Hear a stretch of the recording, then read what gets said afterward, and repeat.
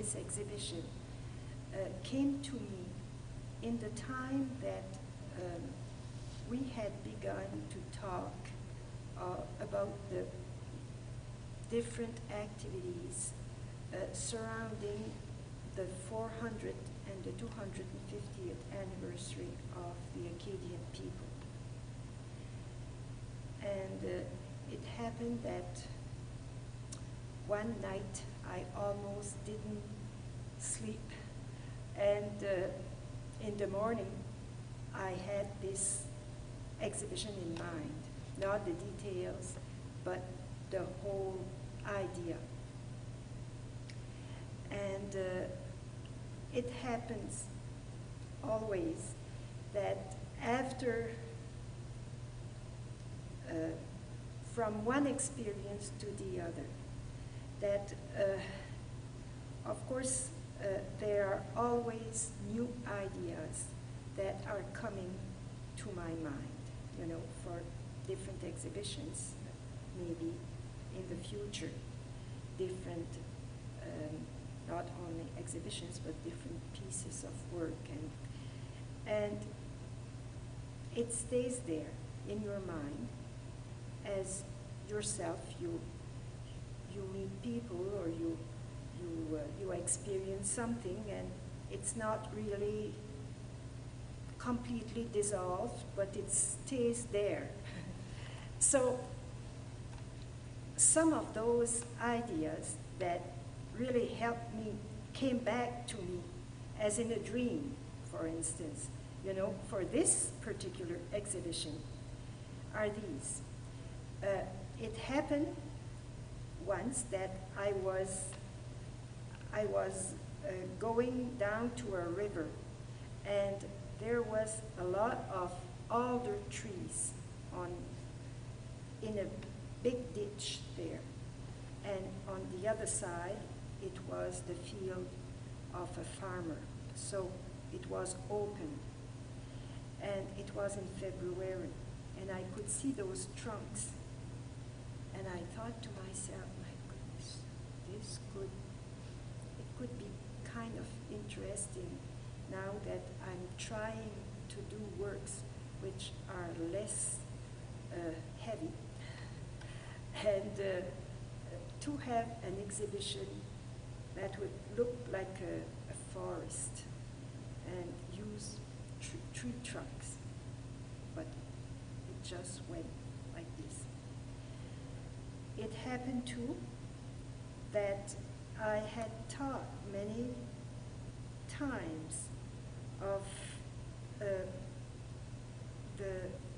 the little shapes, the little sculptures that my former professor at UQAM University, L'Université du Québec à Montréal,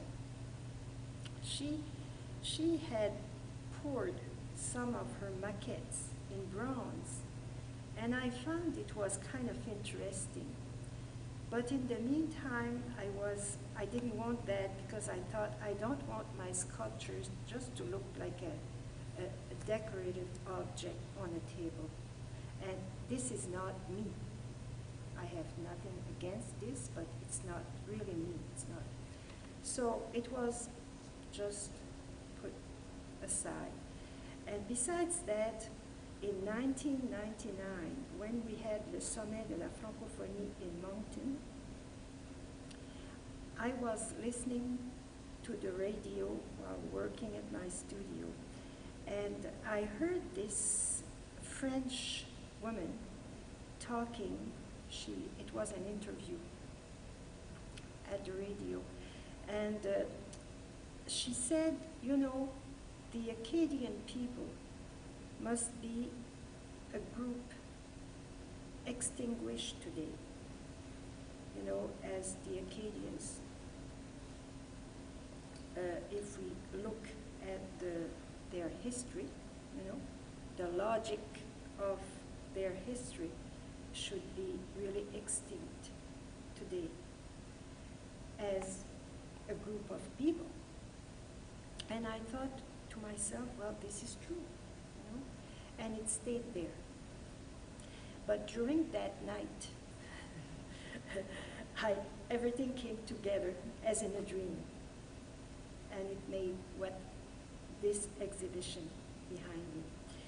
And what I decided to do was first of all, I wanted to have the idea of a forest. So I thought of the number I should put there. And all of a sudden it came to me that in 2004, that my career would have 35 years of existence. So I thought, well, this is a number that means something to me. So I'll put 35 pieces. And I wanted alder trees because I had grown on the farm. And I do remember so much my father, trying to get rid of those alder trees, that were around the corners of his, fields. And if you cut some, well, next year you'll have twice as many. So they are very resistant and they are kind of stubborn, they come back, And even if you cut the roots, you could find, a tree coming back. So I asked this forest engineer near my place about the alder trees, if I could have some big enough that could hold, a piece of bronze of about 12 pounds to 14 pounds the most. And he said yes. And he said, I'm going to find that for you. So that was kind of a luck for me. So I had in my studio 45 big, long trunks of 10 feet in length of alder trees. So I could choose. And besides that, of course, I needed help to have some pieces in bronze. I needed financial help. So I asked the New Brunswick Council, and I received what I asked, $6,000. But I knew that for 35 pieces, and I wanted to have at least 2 parts in bronze in those pieces. So I thought about 70 pieces in bronze. It cost. So I asked a grant from Canada Council, but I didn't receive anything. So I had promised New Brunswick Council that even if I didn't receive some help for the whole 35 pieces, I would do at least 1/3 of them in bronze. And this is what I did. And then I had to find a number. And then I decided, well, about a third. What number could be significant for me? So I stopped at 13, which is, this is just kind of a little joke. I just wanted to make the number 13, the unlucky number, lie. So now the material is really, I chose the material for this show because of its symbolic meaning. And like the alder tree, to me, they look a little bit like the Acadian people.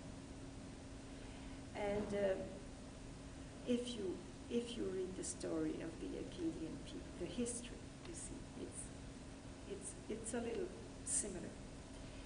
And besides that, well, bronze is durability for me.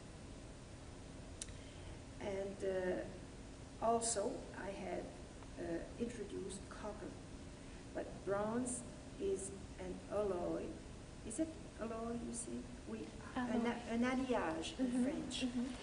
And which consists of 85% of copper and 15% of tin. So it's about that percentage. And of course, copper is a good conductor of energy. And I'm using copper quite a lot in my sculptures sometimes for that meaning, you know. And so here I thought I needed that copper. Now, not only that it's part of the bronze alloy, but also I found some, comment dire, the labels, yes, some copper labels that you put to identify trees. So I had those 22 trees that should not be there just as a decorations or a pieces to accompany the other pieces. And so I had to find a function for them. So, I have to come back to the significance of the different materials. There's stone there, and stone for me always, you know, is still talking to me because I worked in stone all my life, you know. So here, well, stone is the earth, which is the witness of all the struggles and the conflicts and the joy, happiness, and sufferings of the people on earth. So this is why it's there, and besides that it's a good base for the sculptures. It's a good solid base, okay? And I chose this kind of stone which comes from Saint-Marc-des-Carrières, and this is, I think, in my whole career, the stone that I really use the most. It's a very good material for sculpture. It's quite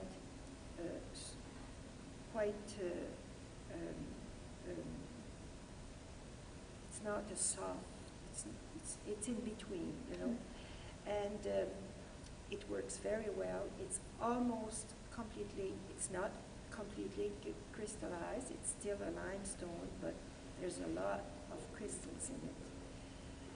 And it can be highly polished as well, and it also, since there are still very many organic signs, like fossils that we find in this stone, and it reminds me really of life again, you know, the earth that supports life, gives life, and you know, it's still there, and it's the color of the earth also. So this is about the significance of the material. And then I was going to talk to you about something else, and I forget it. Oh yes, about this interview of this lady that I had stayed in mind during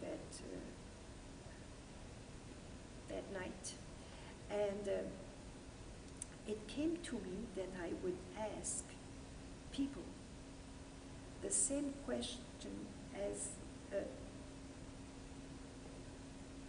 not the same question, but the question, this question, what would be, to their point of view,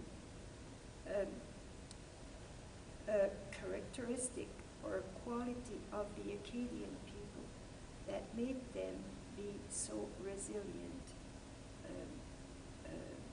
resistant, and wanting to come back, you know, to their lands. And so I asked 13 different people of different ages and different professions. And almost all of them, they gave me a quality quite spontaneously. But they took the time to explain why they were choosing that quality. And I found that very interesting. And of course, and then what I did, like I'm going to take an example. The person who told me fidelity, or could be translated as faithfulness, maybe, of the Acadian people, because this is why they didn't want to sign the oath of allegiance. They didn't want to go to war against the French people. They wanted to stay faithful to their country, even their mother country, France, and beside to their religion, to their language, to who they were, their roots. And this is why they were so stubborn. And so I went into, I had two big garbage bags, very large garbage bags in my studio, full, not of garbage, but of different models I had done during my whole career. And these, for different reasons, I wanted to keep them. I didn't throw them away. And those models I had never done, never realized, as a sculpture piece. Because I had the tendency when I was in the early years, when I was carving a piece out of a block of stone, I was doing maquettes, always in 3 dimensions. And it happened that I was obliging myself to do maquettes for a week or 2 weeks, so that I could get rid of all what was, what I had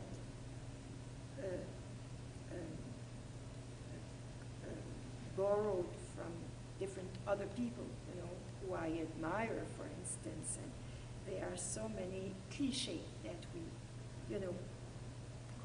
qu'on emmagasine à l'intérieur de soi.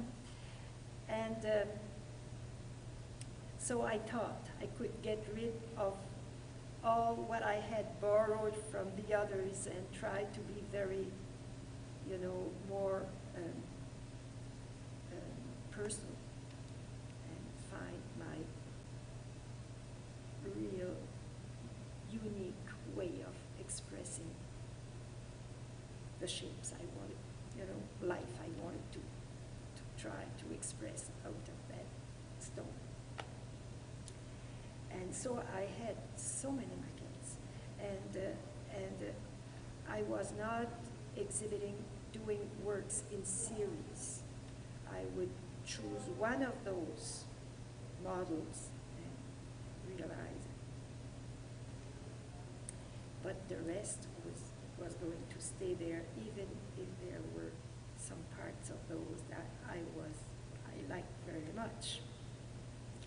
If there was not a new element, I was just leaving it there. And maybe in my whole career, this helped me to progress. This is just une parenthèse. I realized in my life that I had kind of grown up as an artist.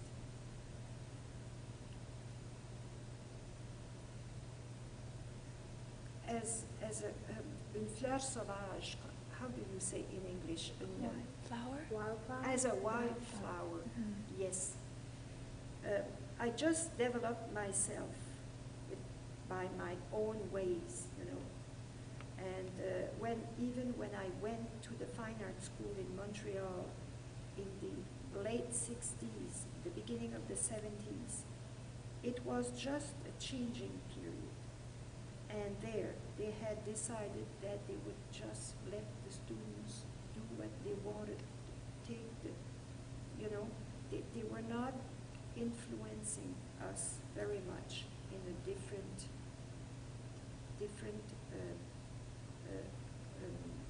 line, a different way of thinking, or le conceptuel at that time was just beginning, but they were not pushing us, not at that university at that time. They were just kind of assisting us in what we were trying to express. And personally, I had almost no,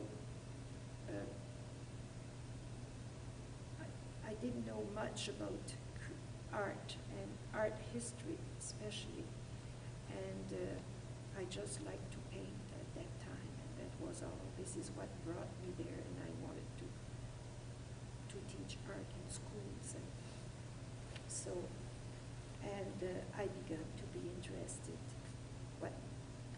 in the Inuit sculptures, in the Arp sculpture, Jean Arp, in the Henry Moore's, and I became very much fascinated by Michelangelo, but that was for different reasons. It was the strength of life that was, bursting out of his sculptures, and that was also what interested me in Henry Moore sculptures and in the Inuit sculptures, even if they don't look alike. But and it's that kind of, it's what brought me to just begun like this, and then I continued to grow and to develop myself like in my own way and express myself, in my own way. I'm a little bit in the margin. I always felt like that. So.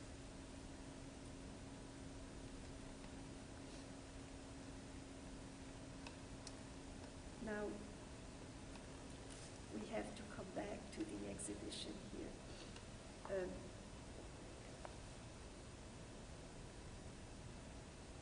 Yes, then I found, I was telling you about going to my older maquettes, ancient maquettes or models, and trying to find a shape that had not been titled at the time, identified at all. It was just a modern,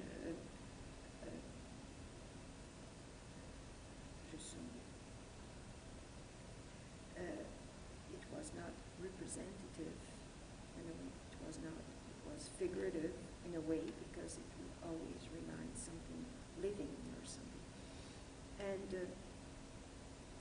And then I looked among those maquettes and tried to find a shape that, for instance, would express fidelity. And I found the piece that you see behind. And to me, you have to be, faithfulness comes from the inner of yourself, and first of all, you are faithful to who you are. So I wanted it to be in the same piece, but you are faithful to something in yourself. So this is why I chose a piece with two elements there, And somebody told me it looks like a mother and child, and it has a little bit the same meaning, it's part of yourself. So, and also this shape looks a little bit like a bone bony structure, so it's really organic. And so it's just an example of what I did. And some of those maquettes I chose had been done really at the beginning of my careers, while others were done a little longer after. Except one of them I really created on the spot. It's just a modern one, if you want, contemporary one. It's the creativity. And this artist, Alder told me, well, Marie Hélène, the Acadian people must have been very creative to do what they did, you know, because it was kind of a big challenge to come back on their lands. Not their lands, but the same place. And I said, yes, but how am I going to express creativity? And he said, well, all your works is creativity. Yes, but I need a shape to say creativity. So it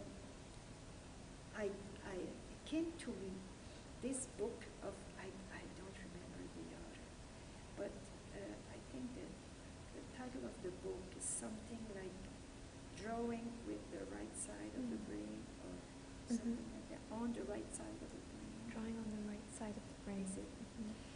And so I had this particular tree, which has all the branches coming either on the right side or the left side, but nothing behind. All the branches were going like this. And so I decided that I would take, like, I chose, just cut the tree so that it had 5 branches. And then I cut 3 of those branches. 2 are on the right side, and the other one is on the left side, because in order to, as a sculptor, I know that I really need sometimes, I really appreciate the rational part, you know, of my brain. If you want it to stand up, you know, and stay strong. So, and then I poured those branches, I had those branches poured in bronze, and I put them back. So it's almost a minimalist piece of work, you know. It doesn't show much because you have to look to be very attentive, but some of the branches are in bronze to express that durability. And what I did too is to ask those 13 person to whom I asked those questions to write the quality that they had chosen on a piece of wax that I put at the bottom of the tree, and it becomes the title of the sculpture. And they wrote, like the person who told me Fidelity, well, she wrote Fidelity and her, the abbreviation of her name just there. And like Andre who told me creativity, he's the one who wrote creativity in his own name. So it was carved by them in the wax. And this at the bottom, it's like when life is passing. If the earth is dry, it will crack, you know. And so it's as if it was a piece of cracked piece of, you know, of earth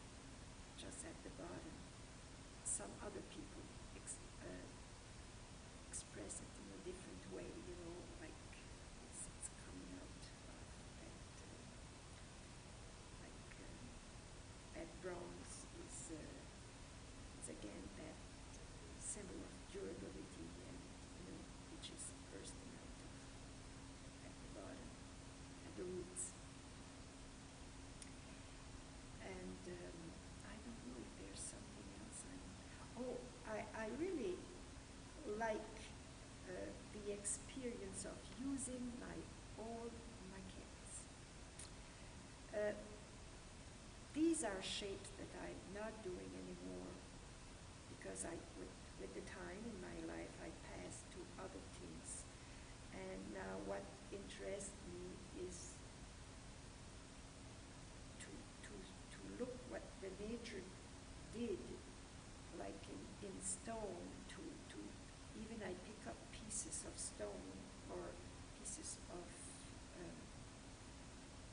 metal that had been carved by nature, by erosion, by salted water, by oxidation, and so forth, by just the wearing out,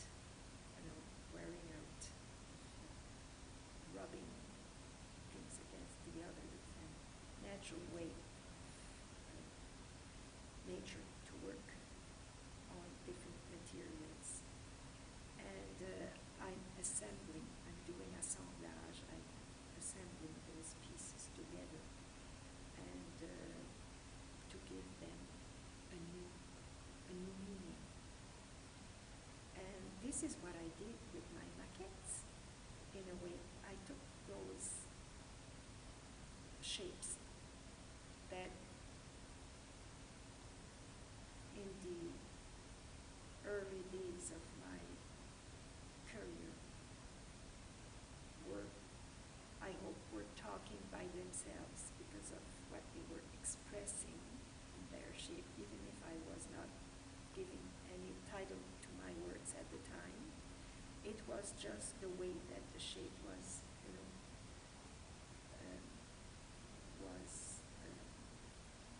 done that expressed something. And people were asking me, when do you know that your sculpture is finished? But I was saying, well, when it can talk by itself. But then I was leaving it there and going to something else, trying to find something else. And I was not asking myself at the time what it was saying, you see. So now I talk more of my sculptures, my experience, especially the genesis, well, the meaning.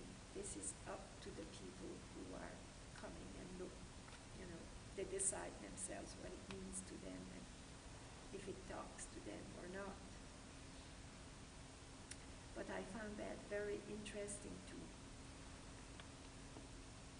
use those maquettes and in a different way today as part of an assemblage instead of realizing a piece, bigger piece. So because I would never have done a piece of sculpture of that size if that was not me. I needed something bigger. Yes, that is true.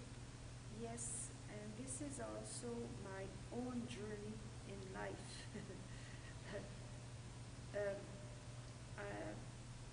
For different reasons, when I was younger, I was controlling a lot. And without noticing what I was doing, of course. Maybe it was because of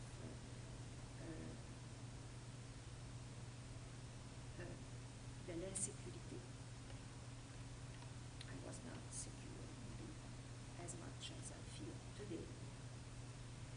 And anyway, it was my way of doing things. And at the beginning, what brought me, to the sculpture, what amazed me in sculpture, it was of those sculptures from Jean App and Henry Moore and Michelangelo and the Inuits and so forth. Well, it was the strength of life that they had expressed in those shapes. And I think now that I look behind, I see that this is really what I try to do myself, to express that strength of life. And also I had always had the tendency to talk a lot, too much, to express something. I had a real difficulty to be very concise when I speak, you know. And I tried to work in different materials in school, at the fine arts school, which became Université du Québec à Montréal. And wood, I liked wood very much. It's really interesting to work in wood, you know, the smell of the wood, and you know, it's different grains and everything. While stone is, you know, it's dusty, it's hard, it's, you know, it's a longer time. But I felt, and this, I do remember of Louis Archambault, who was at the time the artist sculptor in residence at UQAM when I was there. And I had some pieces in stone, others in wood that I had done. And he said, you know, Marie Hélène, both of them are talking, maybe as much one or the other. But he said, the stone, it's so much more concise. It, you know, you took less words to say what you had to say in stone than in wood. But wood was a material that was resisting less. So I was entering and I was saying, as I am doing when I'm talking, you see? And I really agreed with him that I needed a material that was resisting to me. And besides that, I really like to carve. And because I also tried clay. Well, with clay you add rather, you know.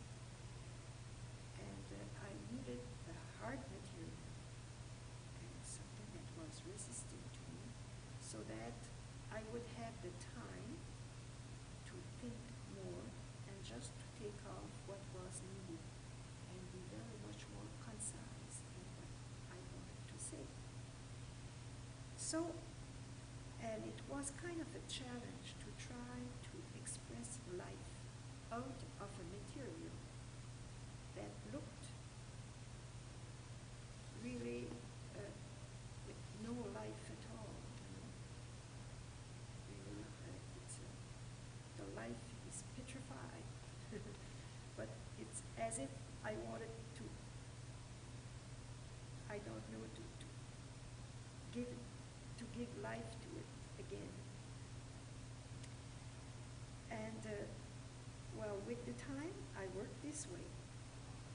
And as I told you already, I progress. I don't know if it was a progress. J'ai évolué with the time, and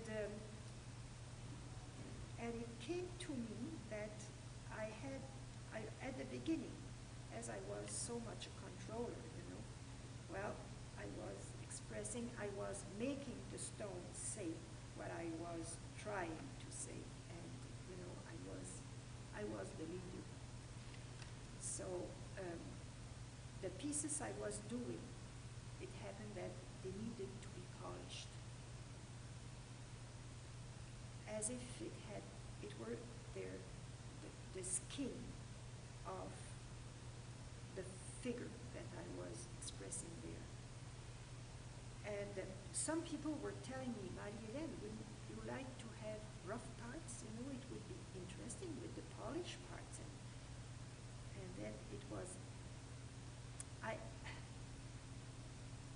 was driving me crazy, because I was telling them, well, the piece, when it's finished, it's asking to be polished.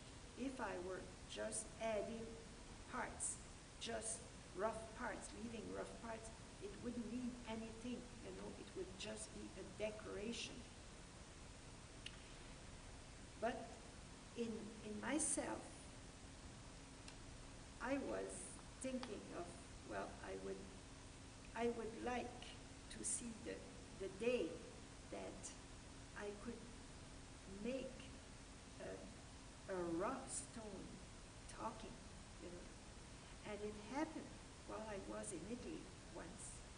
I went to Italy for a few months to work there at the quarries and the studios with other sculptors from different parts of the world. And you know, Italy is the place for stone, marble, beautiful stones. Anyway, and I had decided that I would have a helper, since I was just working there for 5 months. I would have a helper to block out my shapes, and then I would do the rest myself.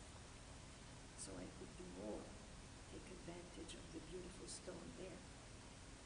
And that helper was, I don't know what was wrong with him, but anyway, he broke a few pieces. And he wanted to glue, and I didn't want him to glue. Anyway, I had a bad experience there. And so once I was giving the shape to that piece, and I was feeling so bad because, and I told to a friend artist, and I told her, well, you know, it's too bad because I'm going to have to make that sculpture smaller because of that piece that is missing there. And she said, well, why don't you leave it there, you know, for a while, and then you will see. But I said, yes, but after I'll have to work on it all over again. Anyway, I thought to myself, well, I'm here for experience. Why not doing that, you know? And with the time, it came to me that I could give a meaning to that. It was as if this piece had been cut from another mother piece, and I organized it as if it was kind of curing, you know, and some parts were still just raw, as if it had been cut from another piece, come from another place. So, and then I was so happy, and it worked. And that was quite a good piece.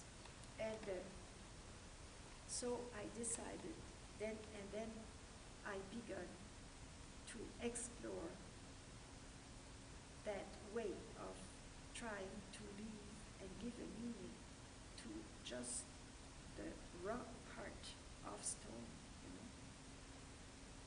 And but I was still polishing many parts.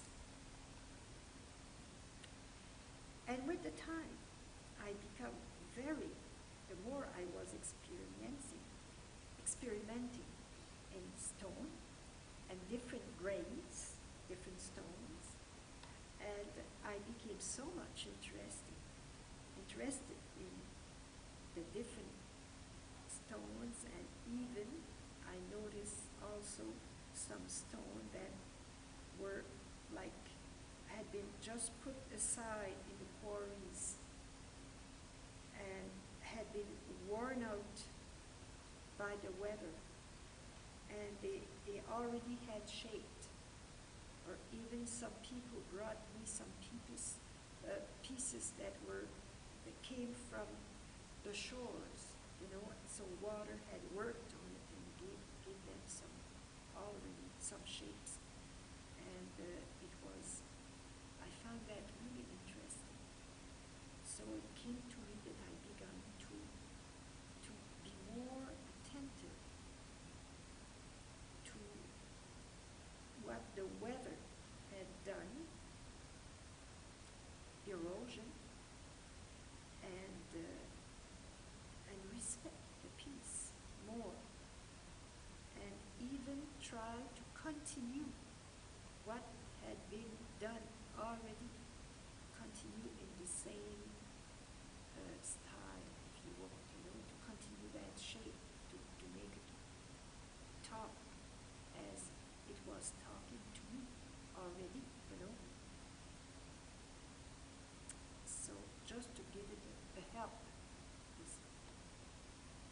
And with the time, also it happened that I was finding some pieces that had been broken. And I thought, well, those two pieces will go together. And I did more and more component pieces.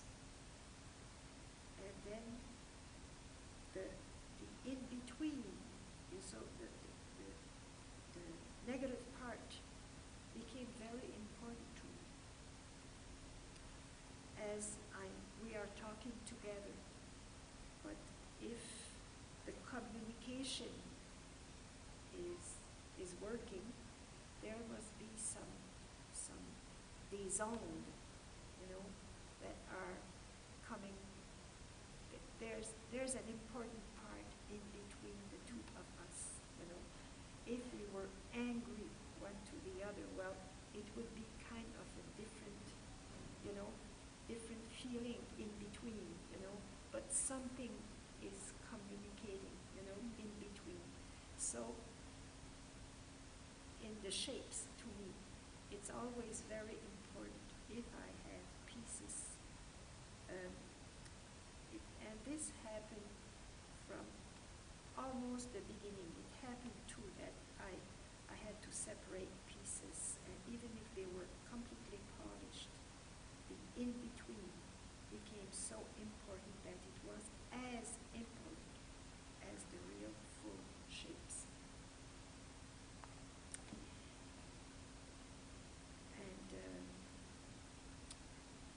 And then it continues that it happened that I felt that I needed some supports to those pieces. And some of them, maybe because of an accident or something like that, that I could be attentive. I became attentive to those accidents. And life also, what's true in life is true in a construction of a piece of art. In life, so many people are having accidents or become crippled or handicapped because of something that happened. And sometimes they become stronger on other sides. They develop more and they realize themselves more because of that, if they can take advantage of that, Like in life, to me, it's my belief and it's my experience as well. Life is growing out of debt. Life is always the victorious one. So I do believe that.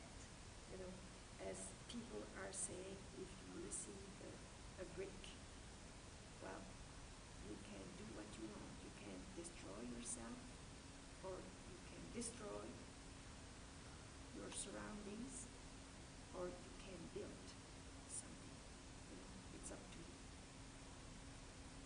So here I was at that point that I realized that really I must, I'm telling you that now, but at that time I was living it, and I couldn't have explained that to you. But now, as I look behind, I can say that, because this is really what I was living. And so I was becoming very much more attentive to my surroundings and trying to respect it more and more.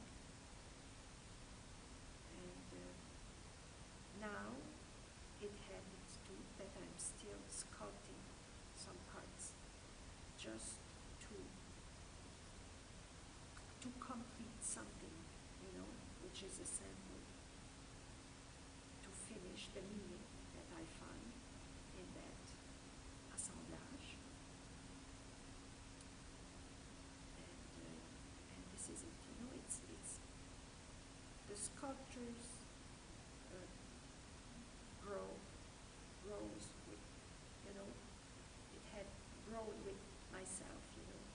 as a human being with the time. And also, it came to me that, like, the stone talked to me more and more, the meaning of the stone, you know. It's full of, you know, it's the layers of life on earth that have been, you know, packed one over the others. And it became petrified. But if you go millions of years ago, you know, in the stone you find today, there were living creatures in that. And it's a witness of life. So, and it's really, the stone means a lot to me, and I don't think it's finished. You know, it has finished its journey. It will always talk to me more and more. And today I use stone as a support a lot, you know, like here in this exhibition. But it has a lot of meaning again. And I think it will always be there. And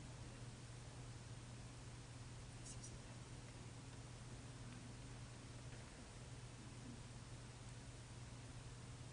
The role of the viewer. The viewer, you know, when you, if I really, it's a need to express yourself as an artist. For me now, it's something that I really need to almost to live. You know, it's how would I finding my word here?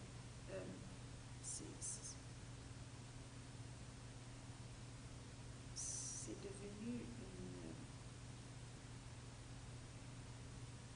Yes, it's a necessity for me. And I could work just in my studio and be in between the four walls there, and I'm really enjoying myself, you know, expressing myself. C'est comme une soupape, you know, to express the life that you have here. But if the viewer, if I wouldn't know that it's going to be exhibited somewhere, it would be like a person who would be, that you would put in a room and tell her, well, talk, you know, and she would talk just for herself. Nobody would listen. I think we are social people, and we need to be listened, and we need to share our experiences. And also, I need to know that what I'm doing is there for something. You know, I need somebody to tell me, well, you know, your work brought me to go a little further in my thinking, in my life in some ways. And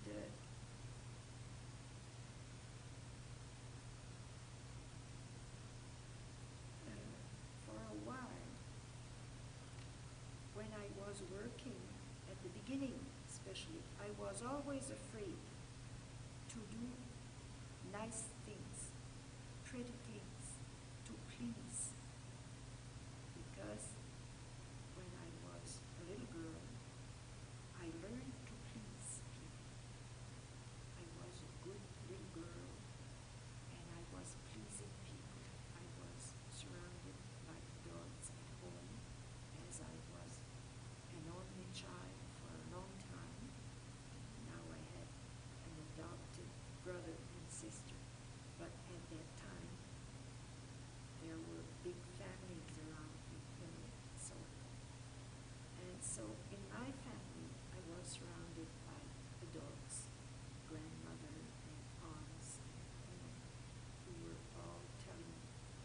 deciding what was the best for me, and then I had learned to, I thought to be loved, that I had to please, you know. Nobody told me that, but this is what I thought, you know, as a child. And also, I learned to work well. As my father was saying very often, you know, apprends à travailler comme du monde, you know. So I was doing works well. So when I was polishing a sculpture, it was polished, you know. There was no scratching parts, you know. And I had a hard time I had a friend when I was at the university in Montreal. I was boarding with a friend who was in psychology. And sometimes she was telling me that when I was talking with people, that the way I was expressing myself, without noticing, of course, well, I was pleasing them, you know. I was having the trick to interest them to me, you know. And I was telling her that this is not really true, you know. But and then you know, it's natural. You don't want to do that, but you do it sometimes. You know, it's a natural way of acting. But of course, it's something that I do accept too. It's okay if it pleases the others, as long as I'm true to myself, you know. You don't have to insult people to talk. But with my work, I was expressing this, you know. I had the tendency, I knew that I had the tendency to finish too much, to say a little bit too much, and I was experimenting that. And I was always afraid to do nice things, artificial things, you know, just to please, not true. And this is something that I think it really helped me. I had an urge in myself to be true. It was a need. So I worked on that all my life. And today, I'm not afraid to do beautiful things. And sometimes, if it happened to me that an artist told me, it seemed that there are parts that you work more than others, you know. And with the time also, when I began to work in rough stones, just letting, that was another part of me that had not been developed much, you know. It was la partie sauvage of myself, that I really needed, because I'm a person who is really sensitive to nature, and I really need. I was brought up on a farm, and there's something there, but I had been brought up more to be reasonable, you know, with those people around me who loved me, of course. And this is why I wanted to please them, and you know, I was having so. And but here, it always gives me a lot of satisfaction when the people are telling me that my sculptures are talking to them. But I learned with life that, you know, it's not being trying to please the people that is important, is to express them what you have unique in yourself and what you have to bring.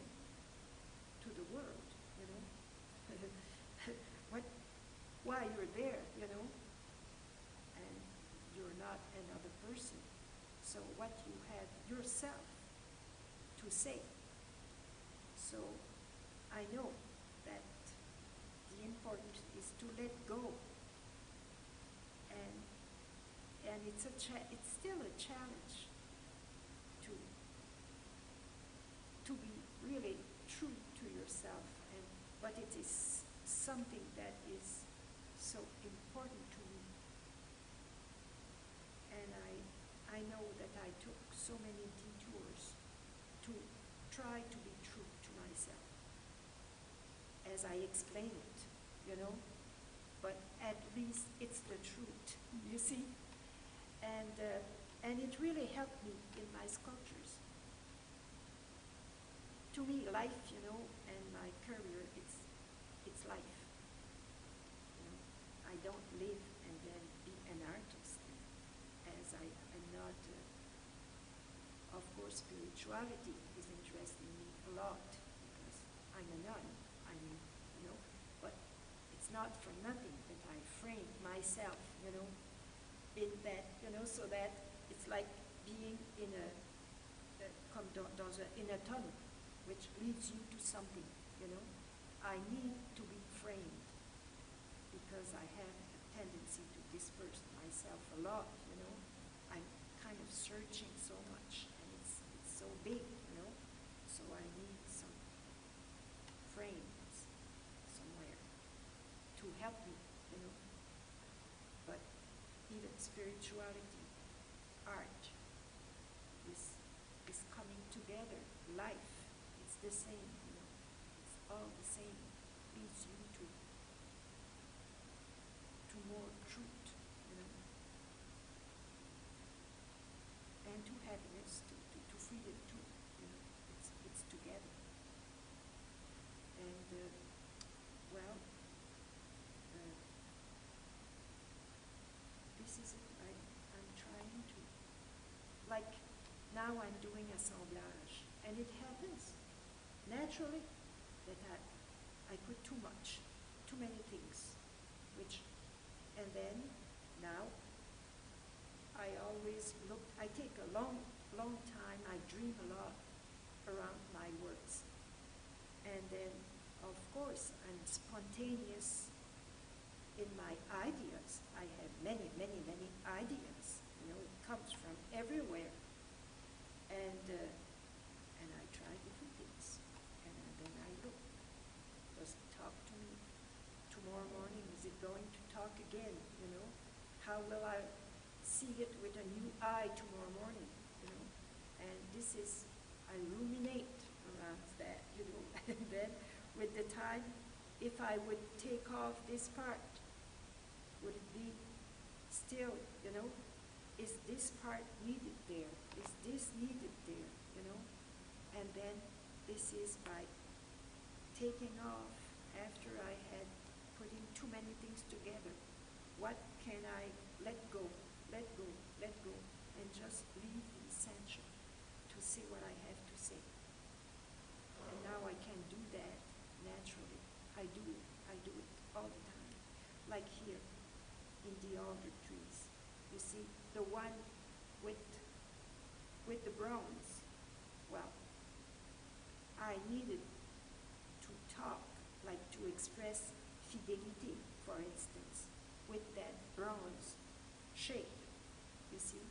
But all the rest had to say it more, to help to say it more, you know. So the trunk didn't need little branches just to say it, you know, to jump, to dance around, you know, to disturb. You see, so I needed something to support that piece there, to put it in evidence, and to put it, the height, it was talking more to me. I tried different ways, you know, where it was talking more. So, and then I needed the trunk and the base to say, again, fidelity, and it's all I needed. While tenacity, I left a little branch there, but I thought it was needed there, and I cannot explain why, but it was, I had the feeling that that little branch needed to be there. You know, it's still expressing, it's saying it a little more, you know. But, and then the other 22 pieces, which were not identified trees. Well, those, they're just there, you know, and I thought that they could support a few branches because they're trees, unidentified trees. So I left a few branches because it's just a suggestion of trees, of course. And but I just left the branches that needed to be there, you know. And also I forgot, I think, to tell you about that, those unidentified trees that at the opening of the exhibition, I asked the same question to the people who were here to finish the exhibition, because it happened that one friend who told me, for instance, hope. There's a sculpture called Hope here. She said, Marie Hélène, we will never know what brought the Acadian people back, you know, and what made them want to come back, and they didn't even know themselves, you know. And this is true too. No matter who had struggle in life and who had to, you know, to struggle, to work hard, to grow, to become who they are. And it brought to me, it came to me that I would continue. It's all right to have a forest and to have many trees which are still not identified, and then ask the people to identify them. So this is why I had those little labels in cover who were serving you, that the people used to identify those trees here. So, and I'm going to exhibit this Secret de Vannes in Hull in March, and I'm going to have, again, just labels, new labels, and ask the same questions to the people, and they are going to finish, like, you know, the whole sculpture, the installation.